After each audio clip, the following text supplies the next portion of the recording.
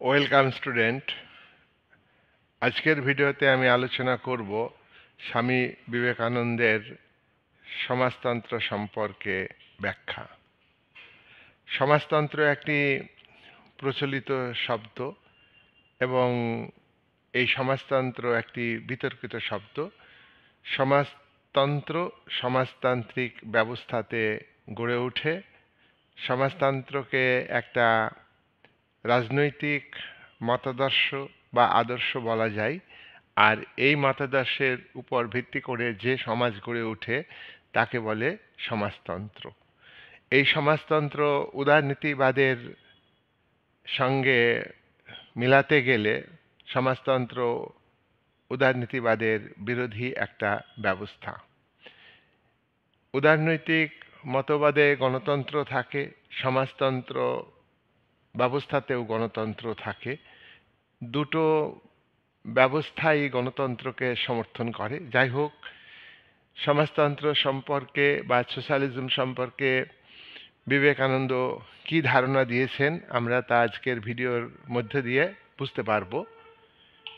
রাষ্ট্রচিন্তার ক্ষেত্রে সমাজতন্ত্র সম্পর্কে ব্যাখ্যা দিয়ে বিবেকানন্দ রাষ্ট্রচিন্তাকে একটা নতুন মাত্রায় পৌঁছে দিয়েছেন। রাষ্ট্রচিন্তার ক্ষেত্রে মার্ক্সবাদী সমাজতন্ত্র, বস্তুবাদী সমাজতন্ত্রের কথা উল্লেখ আছে। রাষ্ট্রচিন্তাতে কাল্পনিক সমাজতন্ত্র সম্পর্কে আলোচনা করা আছে। রাষ্ট্রচিন্তাতে সংস্কারমূলক সমাজতন্ত্রের কথা উল্লেখ আছে। তো এইসব সমাজতন্ত্র থেকে একটু আলাদা ধরনের সমাজতন্ত্র সম্পর্কে ধারণা দিয়েছেন বিবেকানন্দ, স্বামী বিবেকানন্দ। সেই কারণে আমরা কথা বলছি যে স্বামী বিবেকানন্দ রাষ্ট্রচিন্তায় সমাজতন্ত্র সম্পর্কে ব্যাখ্যা দিয়ে রাষ্ট্রচিন্তাকে একটা নতুন মাত্রায় পৌঁছে দিয়েছেন। বিবেকানন্দ সমাজবাদী কিনা বা সমাজতন্ত্রবাদী কিনা তা নিয়ে তাত্ত্বিকদের মধ্যে বিতর্ক আছে। তিনি পুরোপুরি সমাজতন্ত্রবাদী না পুরোপুরি সমাজতন্ত্রবাদী নন বা আংশিক সমাজতন্ত্রবাদী তা নিয়ে বিতর্ক আছে। তবে আমরা এটা জানি যে মার্ক্সবাদী সমাজতন্ত্র, মার্ক্সের আগে যারা সমাজতন্ত্র সম্পর্কে ব্যাখ্যা দিয়েছেন, অর্থাৎ শ্রমিক শোষণের জন্য যারা পুঁজিবাদকে, পুঁজিপতি শ্রেণীকে দায়ী করেছেন, কিন্তু সমাজতন্ত্র কোন পথে আসবে সঠিক যে পথ সেটা ব্যাখ্যা দিতে পারেননি, তাই তাদের সমাজতান্ত্রিক ব্যাখ্যাটা কাল্পনিক সমাজতন্ত্র। মার্ক্স সেই জায়গায় দাঁড়িয়ে একটা যুক্তির উপর ভিত্তি করে দ্বান্দ্বিক পদ্ধতির মাধ্যমে বিপ্লব ও শ্রেণী সংগ্রামের মাধ্যমে শোষিত বঞ্চিত শ্রেণী সমাজতন্ত্র প্রতিষ্ঠিত করবেই এবং সমাজে সমাজতন্ত্র প্রতিষ্ঠিত হবেই। সমাজ বিকাশের নিয়ম অনুযায়ী অতীতের সমাজগুলি যেমনভাবে পরিবর্তন হয়েছে, সমাজের মধ্যেকার পরস্পর বিরোধী দুই শক্তির ঘাত প্রতিঘাতের মাধ্যমে অতীতের সমাজ পরিবর্তিত হয়েছে, তাই বর্তমানেও এই পুঁজিবাদী সমাজের পরিবর্তন ঘটবেই। এইরকমভাবে সমাজতন্ত্র একটা অনিবার্য ব্যবস্থা। এই সমাজতন্ত্রকে বৈজ্ঞানিক সমাজতন্ত্র বলা হয়। আবার মার্ক্সের পরবর্তীকালে সমাজতন্ত্রের ব্যাখ্যাকে একটু অন্যভাবে করা হয়েছে, সংস্কারমূলক সমাজতন্ত্র। সেটা গণতান্ত্রিক সিস্টেমের মধ্যে, গণতান্ত্রিক সমাজ ব্যবস্থার মধ্যেই সমাজতন্ত্র প্রতিষ্ঠিত হবে ধীরে ধীরে, শ্রেণী সংগ্রাম নয়, বিপ্লব নয়, শ্রেণী সমন্বয়ের মাধ্যমে। আমরা বিবেকানন্দের যে সমাজতন্ত্র সম্পর্কে ব্যাখ্যা দিয়েছেন, সেই সমাজতান্ত্রিক ব্যাখ্যা মার্ক্সবাদের সঙ্গে পার্থক্য আছে।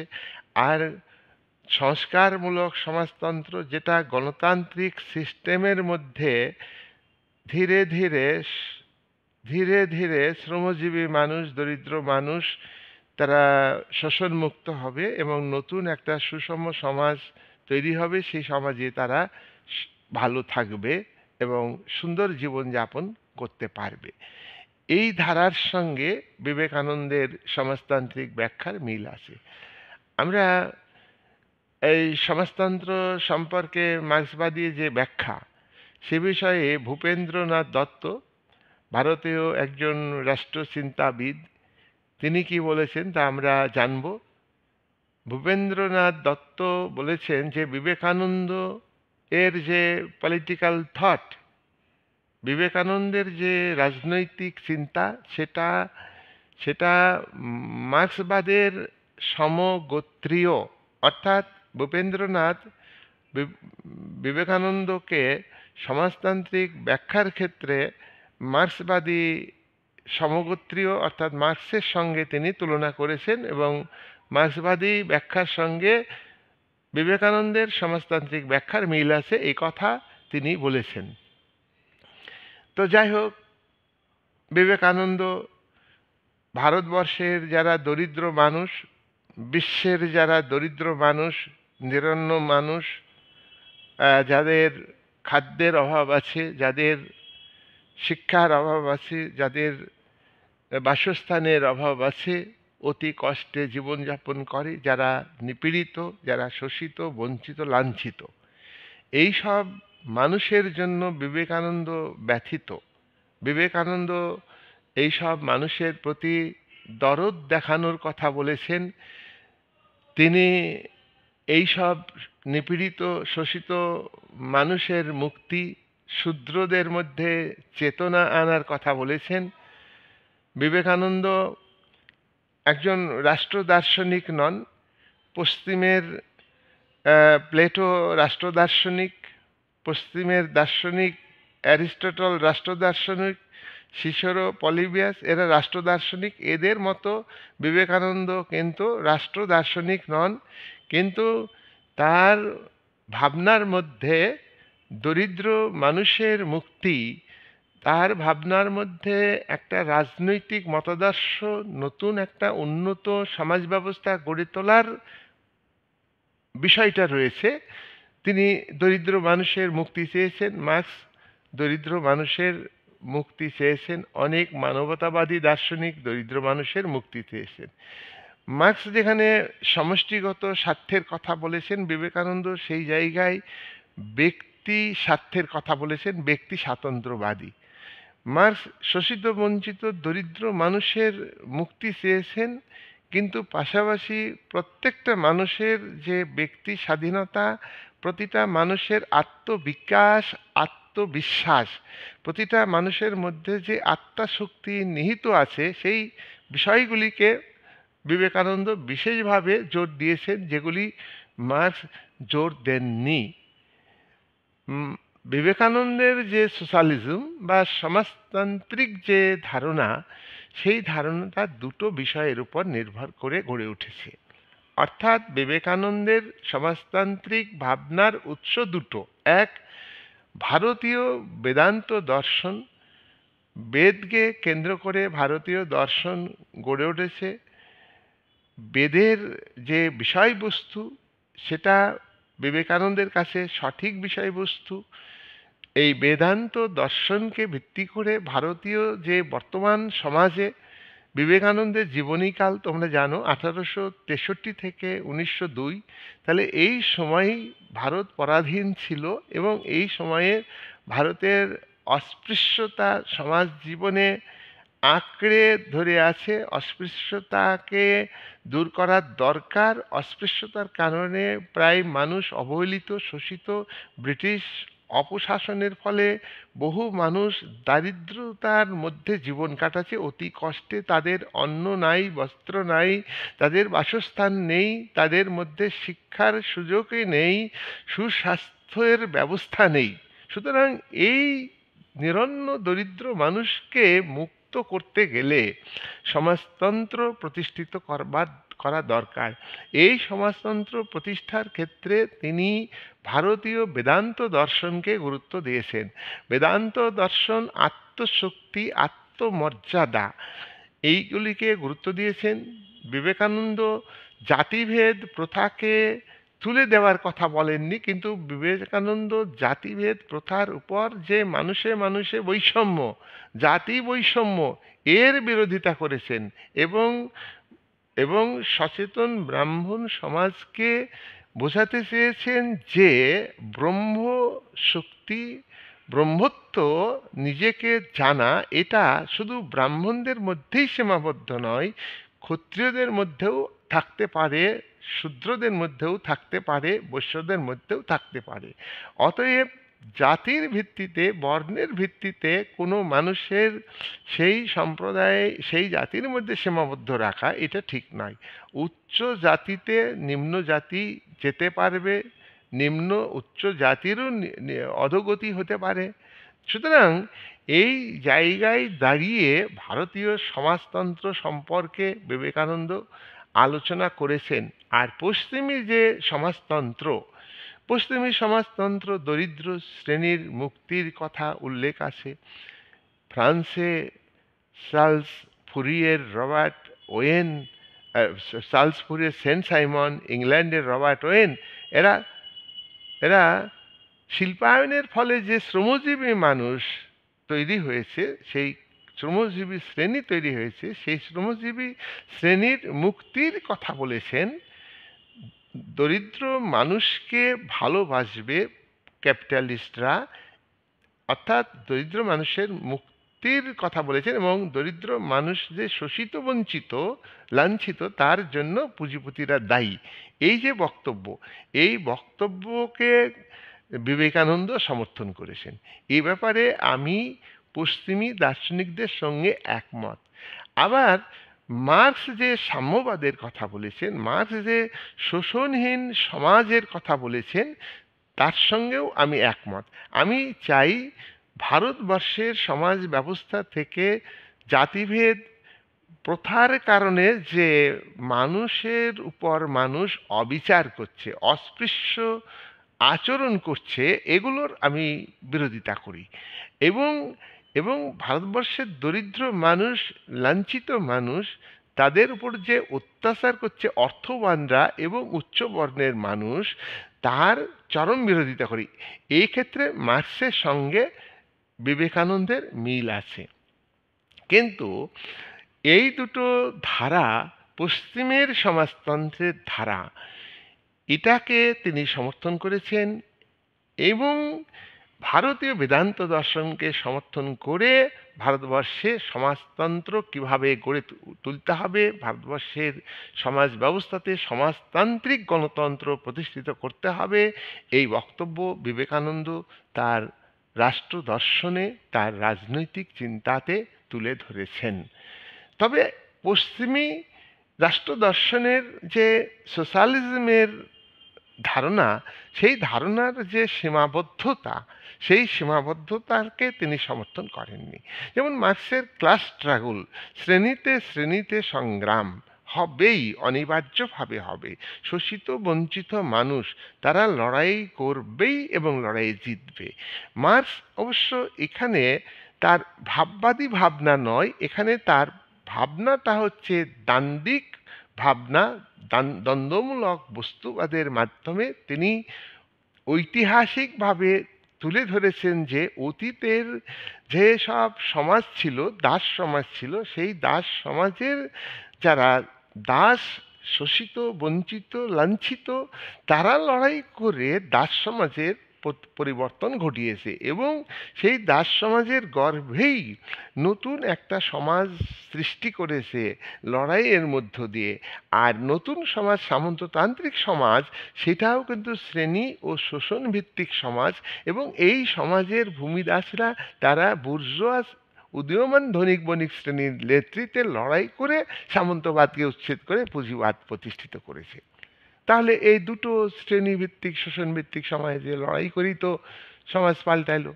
কিন্তু বিবেকানন্দ বলছে না, এই লড়াই দরকার নেই, এই লড়াইয়ের দরকার নেই। আধ্যাত্মিকভাবে মানুষের মনের পরিবর্তন ঘটাতে হবে, প্রত্যেকটা মানুষের মধ্যে আত্মশক্তি জাগাইতে হবে। সে ক্যাপিটালিস্ট, তার মধ্যেও আত্মশক্তি আছে, তার মধ্যেও মানবিক দিকগুলিকে জাগিয়ে তুলতে হবে।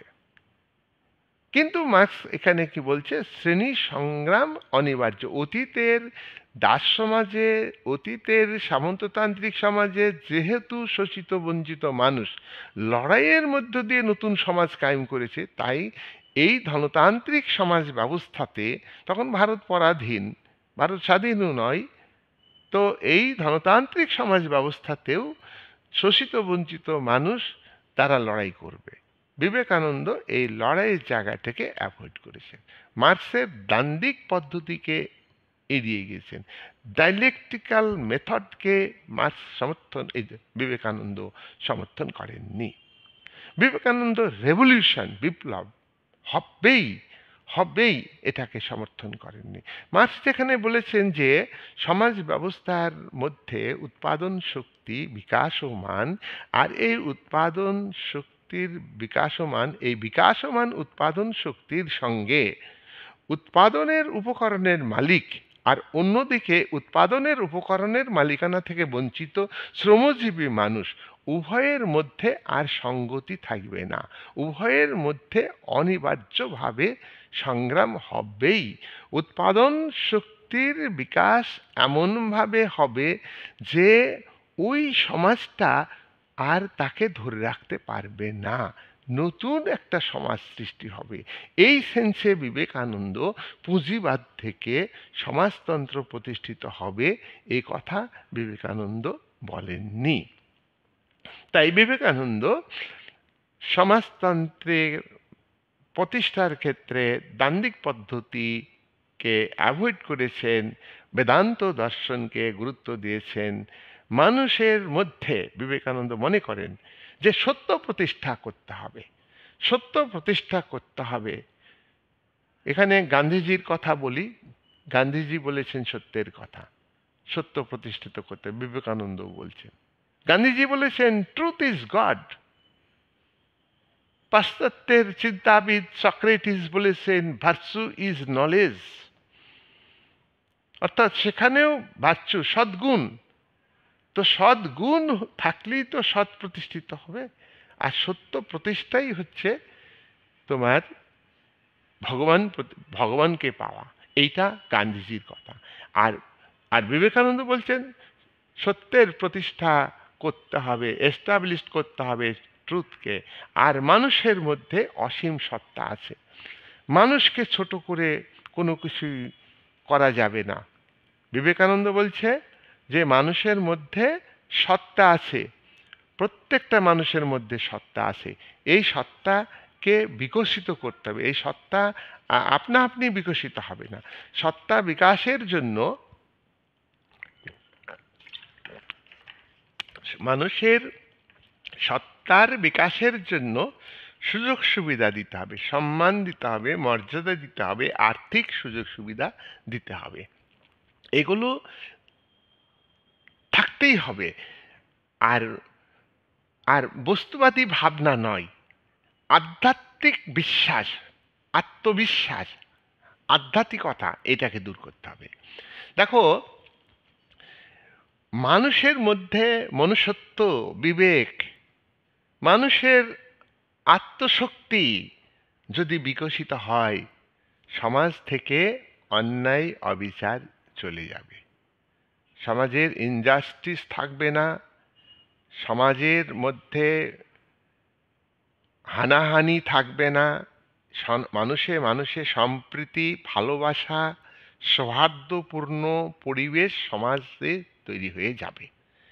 কি থাকলে? আত্মবিশ্বাস থাকতে হবে, আত্মশক্তি জাগরণ ঘটাতে হবে। প্রত্যেকটা মানুষের মধ্যে আছে। মানুষের মধ্যে দুর্বলতা থাকলে তো বড় কিছু হবে না। মানুষকে সাহসী হতে হবে, মানুষকে সাহসী হতে হবে। মানুষ যদি জাতের ভিত্তিতে চলে, জাত বিভাজনের ভিত্তিতে মর্যাদা দাবি করে, তাহলে বিবেকানন্দের মতে সে নির্বোধ, সে নির্বোধ। তাই মানুষকে এই ভাবনা ত্যাগ করতে হবে। মানুষের একটা দুর্বলতা, আত্মবিশ্বাস, সেলফ কনফিডেন্স, এটা থাকতে হবে। আর আত্মবিশ্বাসের মাধ্যমে আত্মবিকাশ ঘটবে। প্রতিটা মানুষের মধ্যে আত্মবিকাশ হলেই সমাজটা উন্নত হবে। বিবেকানন্দ সমাজতন্ত্র প্রতিষ্ঠার কথা বলেছেন বিশেষ কারণে। বিশেষ কারণ কি? আর্থিক উন্নতি দরকার। মানুষের ফান্ডামেন্টাল ডিমান্ড আছে। সেই ফান্ডামেন্টাল ডিমান্ডসগুলো কি কি? খাদ্য দরকার। মানুষকে বেঁচে থাকতে হলে খাবার দরকার, মানুষকে বেঁচে থাকার জন্য, লজ্জা নিবারণের জন্য বস্ত্র দরকার। মানুষকে সচেতন হতে হবে। আত্মবিকাশ তো এমনি হবে না। আত্মমর্যাদা ফিরে পেতে গেলে তাকে সংগ্রাম করতে হবে, তার মধ্যে এডুকেশন দিতে হবে। এডুকেশন সমাজ ব্যবস্থার বুনিয়াদ তৈরি করে, একটা জাতির মেরুদণ্ড তৈরি করে। এডুকেশন এডুকেশন শুধু পুঁথির মধ্যে নয়, এডুকেশন শুধু স্কুল কলেজের পাঠনের মধ্যে নয়। এটা একটা প্রসেস, এটা একটা পদ্ধতি, এটা একটা পদ্ধতি, সচেতন করার পদ্ধতি। মানুষের মধ্যে স্বাস্থ্যের ব্যবস্থা করতে হবে, সুস্বাস্থ্যের অধিকারী যাতে হতে পারে, আর বাসস্থান নিশ্চিত করতে হবে। এইগুলো যদি থাকে, বেঁচে থাকার জন্য খাদ্য, বস্ত্র, শিক্ষা, স্বাস্থ্য, বাসস্থান, এগুলোকে নিশ্চিত করতে হবে। তাহলেই সেই সমাজটা হলো তোমার সমাজতান্ত্রিক সমাজ। অন্তত সমাজের অধিকাংশ সংখ্যাগরিষ্ঠ মানুষের মধ্যে আর্থিক উন্নতি ঘটাতে হবে, আত্মবিকাশের সুযোগ করে দিতে হবে, ন্যায় বিচার প্রতিষ্ঠিত করতে হবে। বিচার হবে ন্যায়ের ভিত্তিতে, অন্যায় কখনোই প্রশ্রয় পাবে না। বিচার ব্যবস্থা ন্যায়ের প্রতীক। বিচার ব্যবস্থা সমাজকে, সাধারণ মানুষকে ন্যায় পাইয়ে দেয়। গণতন্ত্র, সাম্য, স্বাধীনতা সব কিছু কিন্তু ন্যায়ের সঙ্গে যুক্ত। ন্যায়, সামাজিক ন্যায়, রাষ্ট্রীয় ন্যায়ের ভিত্তি। সমাজের যে প্রেক্ষাপটে ন্যায়ভিত্তিক ধারণার দ্বারা উদ্বুদ্ধ হচ্ছে মানুষ, তারাই শাসক, তারাই বিচারপতি। তাই সামাজিক ন্যায়ের কথাও বিশেষভাবে বিবেকানন্দ গুরুত্ব দিয়েছেন। তার সামাজিক ন্যায়ও কিন্তু তার তার সমাজতান্ত্রিক ধারণার সঙ্গে যুক্ত। তিনি বলছেন যে ন্যায় বিচার প্রতিষ্ঠা এটা খুবই দরকার। বৈষম্যহীন সমাজ দূর করতে হবে, না, বৈষম্যহীন সমাজ প্রতিষ্ঠিত করতে হবে, বৈষম্যমূলক সমাজ দূর করতে হবে। দারিদ্রতা দেশবাসীর, ভারতবাসীর মূল শত্রু। ব্রিটিশ সরকার শোষণ করছে। ভারতবর্ষের যারা ধনী তারা দরিদ্র মানুষকে শোষণ করছে। তাই এই যে দারিদ্রতা, বহু কষ্টে নিরন্ন বস্ত্রহীন মানুষ, বস্ত্র জোগাড় করতে তারা হিমশিম খেয়ে যায়, বাসস্থান নেই, গাছতলায় থাকে, খোলা আকাশের নিচে থাকে। এই সব দূর করবার জন্যে সমাজতন্ত্র প্রতিষ্ঠিত করতে হবে। আমরা মার্ক্সবাদের সঙ্গে বিবেকানন্দের সমাজতান্ত্রিক ব্যাখ্যার কিছু পার্থক্য তুলে ধরব। বিবেকানন্দ ধর্মকে গুরুত্ব দিয়েছেন সমাজতন্ত্র প্রতিষ্ঠার ক্ষেত্রে। আধ্যাত্মিক শক্তি, আত্মমর্যাদা, আত্মশক্তির বিকাশ, আত্মসংযম, এই বিষয়গুলির উপরে বিবেকানন্দ গুরুত্ব দিয়েছেন। ধর্মকে অবহেলা করেননি। কিন্তু মার্ক্স ধর্মকে পুঁজিবাদী সমাজে সাধারণ মানুষের নেশা জাতীয় জিনিস মনে করেন। আফিমের সঙ্গে তুলনা করেন যে শাসক শ্রেণী, ধনিক শ্রেণী ধর্মীয় ভাবনা দিয়ে মানুষের যুক্তিবাদী মনকে নষ্ট করে দেয়, আর মানুষকে উত্তেজিত করে ধর্মের মধ্য দিয়ে। মূল যে সমস্যা, সেই সমস্যার দিক থেকে মানুষের মুখ ঘুরিয়ে দেয় ধর্মের মাধ্যমে। ধর্ম হচ্ছে আফিং। সুতরাং মার্ক্সের এই বক্তব্যের সঙ্গে বিবেকানন্দের যে ধর্মীয় চিন্তা, সেটা কিন্তু আলাদা। সুতরাং ধর্মকে অবলম্বন করে মার্ক্স সমাজতন্ত্র প্রতিষ্ঠার কথা বলেননি। দ্বান্দ্বিক পদ্ধতিতে বিপ্লবের মাধ্যমে, শ্রেণী সংগ্রামের মাধ্যমে শোষিত বঞ্চিত মানুষ তারা লড়াই করে বিপ্লব ঘটিয়ে সমাজতন্ত্র প্রতিষ্ঠিত করবে, উদারনীতিবাদকে উচ্ছেদ করবে, গণতন্ত্রকে উচ্ছেদ করবে। কিন্তু বিবেকানন্দ গণতন্ত্রকে উচ্ছেদ না করে ধর্মীয় বিষয়ের মাধ্যমে আর প্রকৃত আধ্যাত্মিক শক্তিকে মাধ্যমে মানুষকে জাগরিত করে গোটা সমাজের মানুষের পরিবর্তন আনতে চান। এখানে শোষক শ্রেণীরও মানসিক পরিবর্তন ঘটবে, এইভাবে বিবেকানন্দ সমাজতন্ত্র প্রতিষ্ঠার কথা বলেছেন। নাম্বার 2, মার্ক্স শ্রেণী সংগ্রামের কথা বলেছেন। বিবেকানন্দ শ্রেণী সংগ্রামের কথা বলেননি। সংস্কারবাদী সমাজতন্ত্রবাদীরা যারা এডওয়ার্ড বার্নস্টাইন, ফেবিয়ান সমাজতন্ত্র, এই সমস্ত ব্যাখ্যার মধ্য দিয়ে সেখানে গণতান্ত্রিক কাঠামো থাকবে, সেই কাঠামোর মধ্যেই সমাজটা উন্নতির দিকে যাবে, আর নতুন একটা সমাজ, সেই সমাজ হচ্ছে গণতান্ত্রিক সমাজবাদ, সেইটার উপরে বিবেকানন্দ গুরুত্ব দিয়েছেন। আর মার্ক্স কিন্তু বলছেন যে গণতান্ত্রিক কাঠামোর মধ্যে সমাজতন্ত্র আসতে পারে না। গণতান্ত্রিক কাঠামোকে উচ্ছেদ করে, পরিবর্তন করে নতুন একটা সমাজতান্ত্রিক ব্যবস্থা গড়ে তুলতে হবে, এবং এর মধ্য দিয়েই গণতন্ত্র প্রতিষ্ঠিত হবে। তাহলে আমরা দেখছি শ্রেণী সংগ্রামকে বিবেকানন্দ গুরুত্ব দেননি, মার্ক্স শ্রেণী সংগ্রামকে গুরুত্ব দিয়েছেন। মার্ক্স দ্বান্দ্বিক বস্তুবাদকে গুরুত্ব দিয়েছেন, যে বস্তুর মধ্যেই পরস্পর বিরোধী দুই শক্তি থাকে, দুই শক্তির মধ্যে একটি শক্তি হলো থিসিস বা নতুন সমাজের বিরোধী, বর্তমান সমাজের পক্ষে, আর অ্যান্টিথিসিস হচ্ছে নতুন সমাজ কায়েমের পক্ষে। এই দুই শক্তি পরস্পর বিরোধী, এদের ঘাত প্রতিঘাত হবেই। সমাজের মধ্যে এই দুই শক্তির ঘাত প্রতিঘাতের ফলে সমাজের পরিবর্তন ঘটবে, বা প্রতিবাদী শক্তি অ্যান্টিথিসিস তারা পরিবর্তন ঘটাবে। সুতরাং মার্ক্স এবং বিবেকানন্দের মধ্যে আমরা যে পার্থক্যগুলো দেখতে পাচ্ছি, মার্ক্স যেখানে সমষ্টিগত স্বার্থের কথা বলেছেন সমাজতান্ত্রিক ব্যাখ্যার ক্ষেত্রে, বিবেকানন্দ ব্যক্তিগত স্বার্থের কথা বলেছেন। মার্ক্স যেখানে দ্বান্দ্বিক পদ্ধতির কথা বলেছেন, বিবেকানন্দ সেখানে আধ্যাত্মিক শক্তিকে গুরুত্ব দিয়েছেন। মার্ক্স ব্যক্তিগত মালিকানার উচ্ছেদের কথা বলেছেন, বিবেকানন্দ ব্যক্তিগত মালিকানাকে বজায় রেখে সমাজতন্ত্র প্রতিষ্ঠার কথা বলেছেন। মার্ক্সবাদ অনুযায়ী সমাজতান্ত্রিক গণতন্ত্র প্রতিষ্ঠার কথা বলা হয়েছে, বিবেকানন্দ সেই জায়গায় গণতান্ত্রিক সমাজতন্ত্র প্রতিষ্ঠার কথা বলেছেন। এই বলে পরে আমি আর অন্য ভিডিও দেব, আজকের ভিডিও আমি এখানে শেষ করলাম।